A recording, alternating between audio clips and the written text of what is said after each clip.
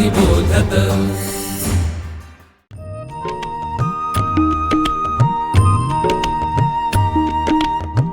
विवेकी अक्षर विवेकी लेखन सुश्राव्य वाचन श्रवणार्थ चरित्रे संस्कारी धीरवीर गाथा रम्य बालकथा अनुभवा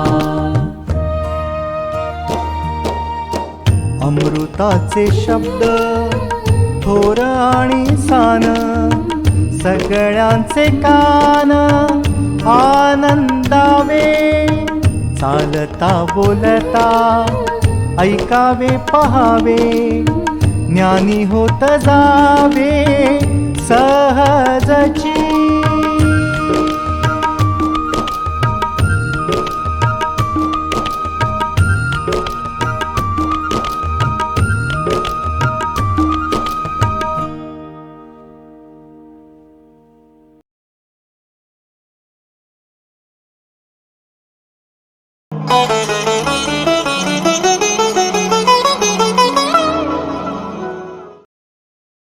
शौर्यकथा भाग 1 लेखिका अनुराधा गोरे प्रकाशक विवेकानंद केंद्र मराठी प्रकाशन विभाग अभिवाचन स्वाती महाळंक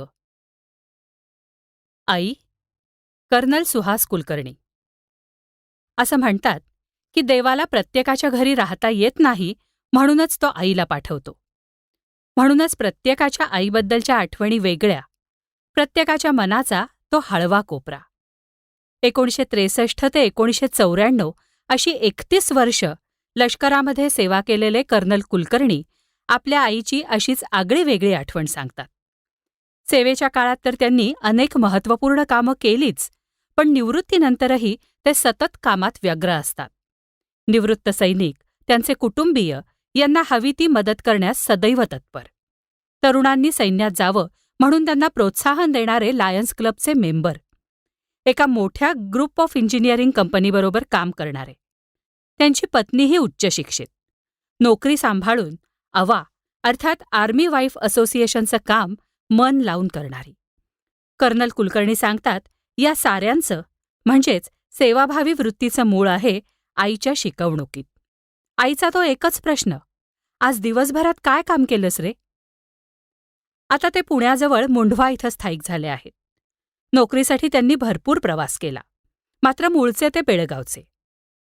त्यांचे वडील तिथले नामांकित वकील, राजकारणात त्यांचा दबदबा, सुबत्ता असलेलं घर आणि त्या घराचं घरपण वाढवणारी त्यांची सोज्वळ आई, ते शाळकरी असतानाची ही गोष्ट। पूर्वीच्या इतर घरांप्रमाणेच त्यांचं घर, माझघर, त्यापुढे सारवलेलं अंगण, सभोवताली सुगंधी फुलझाडं आणि मधोमध तुळशी वृंदावन। सांजवेळी शांतपणे तेवणारं तिथलं निरांजन आणि जवळच निरांजनाप्रमाणे शांतपणे तेवणारी त्यांची आई, वात्सल्यमूर्ती। आपल्या लहानग्याला एकदा म्हणाली, पाप्या, आज दिवसभरात काय काम केलंस रे? निरागसपणे सुहासनं सांगायला सुरुवात केली, सकाळी उठलो, दात घासले। आईने थांबवत म्हटलं, असं कर, हे सगळं एका कागदावर क्रमाने उतरवून काढ बरं। अगदी आज्ञाधारकपणे सुहास लिहायला लागला।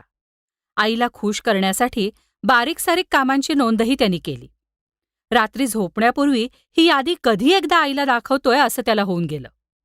आईनं यादी वाचली, पुन्हा पुन्हा वाचली आणि म्हणाली, अरे पाप्या, यात तर मला एकही काम दिसत नाही।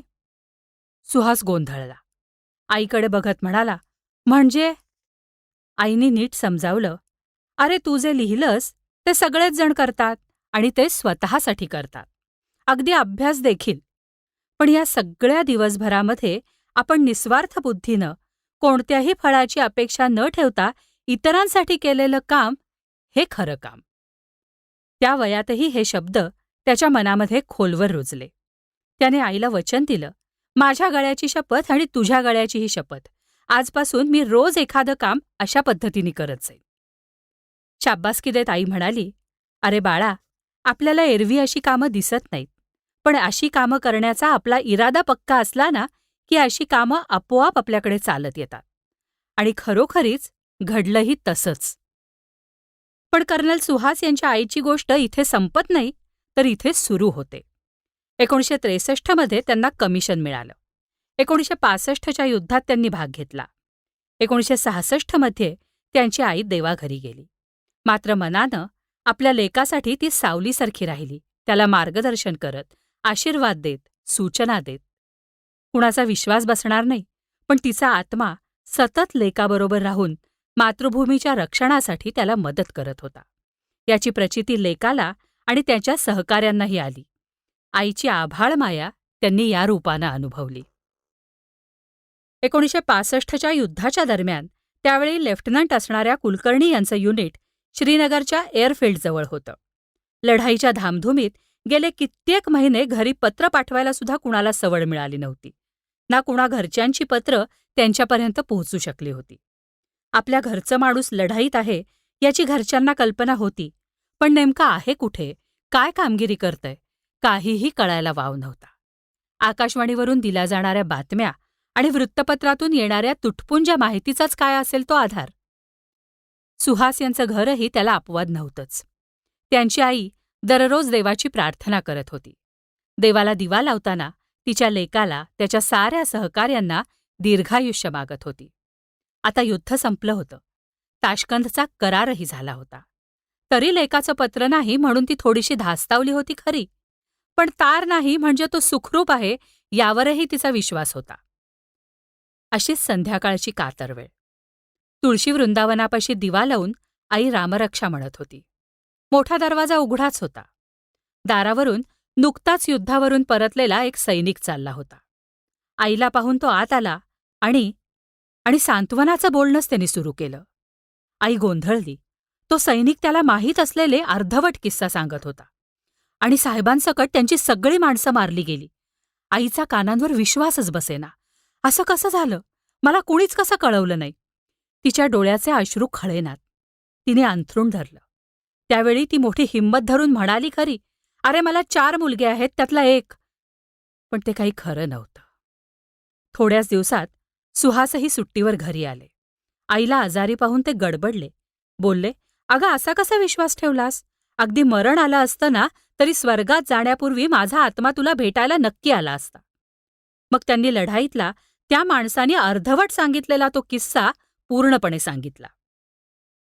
अगं प्रत्यक्ष लढाई सुरू होण्यापूर्वीच पाकनं कितीतरी घुसखोर भारतामध्ये धाडले होते. त्यांना शोधणं, त्यांचा समाचार घेणं सुरूच होतं. त्यावेळी माझं युनिट श्रीनगर एअरफील्डच्या आसपास होतं. त्याच्या आसपासच्या जंगलातही अतिरेकी घुसवल्याची खात्रीलायक बातमी होती. त्यांच्या शोधावर आम्ही निघालो. दाट जंगलं, दराखोऱ्यांचा, वाहत्या झऱ्यांचा तो प्रदेश. त्यांना मिळालेल्या माहितीच्या आधारे ते एका टेकडीवर पोहोचले. समोर अशीच दुसरी हिरव्यागार वृक्षराजींनी वेढलेली टेकडी, मधूनच वाहणारी नदी. आता पाणी कमी झालं होतं, मात्र नदीचं पात्र चांगलंच रुंद होतं. नदीनं वाहून आणलेले दगड, गोटे, वाळू सगळं नदीपात्रामध्ये पसरलेलं. नदीपात्रापासून गाव खूपच दूर. रस्ते, वाहतूक साधनांचा प्रश्नच नव्हता, म्हणून आवाजही नव्हता. आवाज होता तो फक्त वाहणाऱ्या पाण्याचा. नदीच्या पात्रातच काही काश्मीरी उभे होते, अगदी स्थानिक वेशात, आणि त्यांच्यासमवेत काही पोलीसही. पोलीस आहेत म्हटल्यावर स्थानिकांबाबत असलेला आमचा संशयही आम्ही मनातनं काढून टाकला. त्यांच्याकडून काही माहिती मिळवण्याच्या इराद्यानं त्यांच्याकडे चौकशी करायचं ठरवलं. आम्ही सावध होतो. चौकशी केल्यावर साळसूदपणे त्यांनी माहिती पुरवली. हो, या जंगलाच्या दिशेनं आम्ही काही जणांना जाताना पाहिलं खरं. एवढं बोलून ते परत आपापसामध्ये बोलण्यात गुंतले. आम्ही व्यूहरचना केली. काही जण मागे रेंगाळले. काहींनी उजव्या तर काहींनी डाव्या बाजूचा रस्ता पकडायचं ठरलं. आम्ही थोडं अंतर पुढे जाताच त्यांनी त्यांचं असली स्वरूप उघड केलं. ते पोलिसांच्या वेशातले घुसखोरच होते. आम्ही सावध होत पवित्रा घेतला. त्यांना 4ही बाजूंनी घेरलं. त्यांचा समाचार तर घेतलाच, पण त्या गावकऱ्यांनाही बोलतं केलं. त्यांच्या गावातही आम्ही पोहोचलो. अतिरेकी पकडले गेले, काही मारले गेले.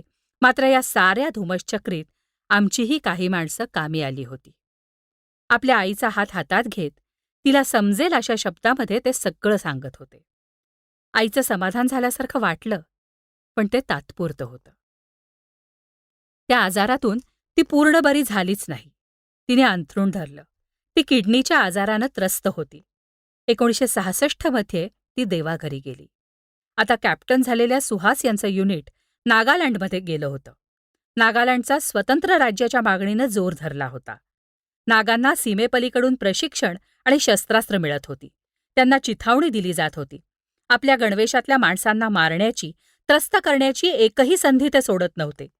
दंतेवाडी प्रकरणानंतर नक्षलवादी, माओवादी, नागा बंडखोर या साऱ्यांवर चर्चा झाली. प्रकाशझोत वळला, पण त्यांचा प्रश्न आजचा नाहीये.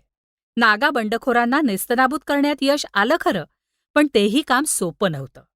एकतर नागा हे आपले मूळ रहिवासी. त्यांच्याबद्दल साऱ्यांना सहानुभूती होती. त्यांच्यावर अन्याय झाला. स्वातंत्र्यानंतरही त्यांची उपेक्षा झाली. हे सारं मान्य करूनही त्यांनी राजकारणी आणि सरकारी बाबूंवरचा राग सामान्य जनांवर काढणं, आपल्या युनिफॉर्ममधल्या माणसांना टार्गेट करणं, हिंसक कारवाया करणं हे मान्य होण्यासारखं नव्हतं. नागा बंडखोरांनी मांडलेल्या उच्छादाच्या बातम्या तिथे ड्युटीवर असणाऱ्यांच्या घरवाल्यांना जास्त अस्वस्थ करत होत्या. कॅप्टन सुहास यांना आणि त्यांच्या सहकाऱ्यांनाही उसंत नव्हती. अशा धामधुमीच्या दिवसात पहाटेच्या वेळी त्यांना त्यांची आई दिसायची. हिरवी साडी नेसलेली, सौभाग्य लेणी लिहिलेली, आपल्या प्रेमळ नजरेनं लेकाला अस्वस्थ करणारी, अदृश्यपणे त्यांची पाठराखण करणारी. कर्नल सांगतात, विश्वास ठेवा अगर ठेवू नका, पण ती आम्हाला इंडिकेशन द्यायची. नागांच्या हालचालींचा आम्हाला अचूक अंदाज येई आणि असं वारंवार व्हायचं. एकदा गप्पा मारताना मग मी माझ्या सहकाऱ्यांना हे सगळं सांगूनच टाकलं. ती पण कोणातरी प्रेमळ आईचीच मुलं होती. आपल्या सर्वांच्या आईचं, मातृभूचं रक्षण करण्यासाठी जीवावर उदार होऊन लढणारी, घरापासून दूर असणारी. त्यांचाही या सगळ्यावर विश्वास बसला. त्या गडबडीच्या काळातही 2-4 दिवस थोडे स्वस्थतेत गेले. एक दिवस उगवला अगदी नेहमीप्रमाणे. रुटीन कामं सुरू होतीच. दुपारी जेवून जरा कलंडलो. तोच डुलकी लागली. अल्पकाळ पण गाढ. आणि आश्चर्य म्हणजे त्या दुपारी आई मला परत दिसली. अगदी नेहमीसारखीच. माझी झोप उडाली. मी ताडकन उठलो आणि सगळ्या सहकाऱ्यांना बोलावलं. सावध केलं. आम्ही पांगण्यापूर्वीच रेडिओ संदेश आला. आम्ही तयारीला लागलो आणि सूर्य अस्ताला जाण्यापूर्वीच ऑपरेशनवर निघालो. सलग 14 दिवस जंगल तुडवत होतो. नागा बंडखोरांचा शोध घेत होतो. सांगता सांगता कर्नल सुहास शांत झाले. आपल्या आईच्या आठवणींनी त्यांच्या डोळ्यांच्या कडा ओल्या झाल्या होत्या. मनात येत होतं, अशी आई आणि असा मुलगा खरंच विरळच. यावेळी आठवण आली लहानपणी ऐकलेल्या एका गोष्टीची. आईचा खून करून तिचं हृदय घेऊन प्रेयसीकडे धावणाऱ्या मुलाला ठेच लागते. मुलगा अडखळतो, पडतो, त्याच्या हातातलं काळीजही खाली पडतं. ते विचारतं, बाळा, अरे हळू, लागलं नाही ना रे? त्यावेळी वाटायचं ही सारी कविकल्पना असावी. पण कर्नल सुहास यांची आणि त्यांच्या आईची कहाणी प्रत्यक्ष त्यांच्या तोंडून ऐकल्यावर वाटलं, नाही, ती कविकल्पना नसणार.